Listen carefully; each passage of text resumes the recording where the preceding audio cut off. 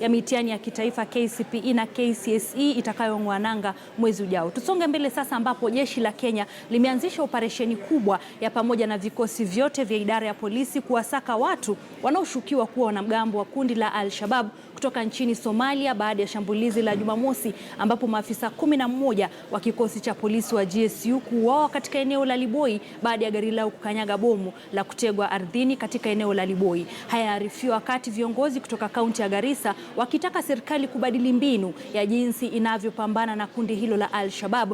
George Maringa anaarifu. Mara nyingine tena maafisa waliojitolea kulinda taifa kutoka kitengo cha GSU wameangamia.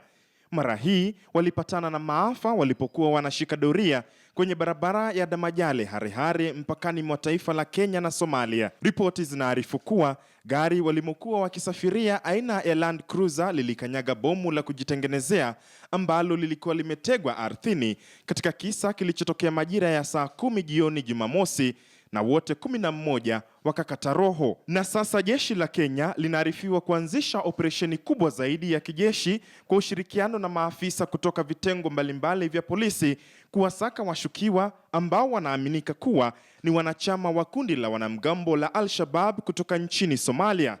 Haijabainika operesheni hiyo ya jeshi ni ya kiwango kipi na ilianza saa ngapi, lakini sasa viongozi kutoka eneo la Garissa wamejitokeza na kuitaka serikali kubadili mbinu. I want to also urge the government that the security is under the national government, and the people of Liboi, according to my observation and working with the government, the people are given information in daily basis of what is taking place within our environment, and that is what now happens.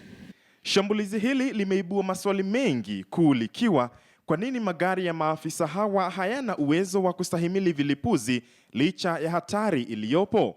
We want to appeal to the government, our government, to open the border. Because the border has been closed over 10 years, but the closure of the border is only in theory. The border is not closed. Goods and people move freely across the border. We are not getting revenue. But what has been the outcome? The outcome has been two things. One, the Alshabaab gets revenue from these goods within the territory of Somalia. And when they come to Kenya, the Shabab also want to scare our security personnel not to arrest or to get those vehicles. So what they do, when they do these kind of IEDs, it scares the security personnel from patrols on vehicles. Hata hivyo, msemaji wa polisi Charles Owino amesema kwamba ukosefu wa magari yenye uwezo wa kustahimili vishindo vya mabomu ya kutegwa ardhini. Our forces, before they became AMISOM, they went there as KDF to secure and create a buffer zone within Jubaland so that we will be safe from Al-Shabaab. Since this support was given to the regime, we have not had any profit from that investment.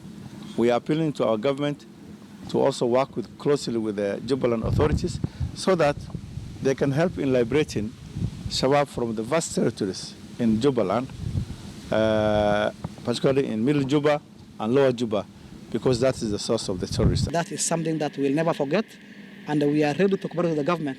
And I also urge the government and security apparatus to look into those culprits and make sure wherever they are, they should be checked on very well. Wakati huo huo, Rais Uhuru Kenyatta ametuma risala za rambirambi kwa jamaa na marafiki wa maafisa walioangamia katika shambulizi hilo, akisema Kenya itaimarisha hata zaidi vita vyake dhidi ya Al-Shabaab.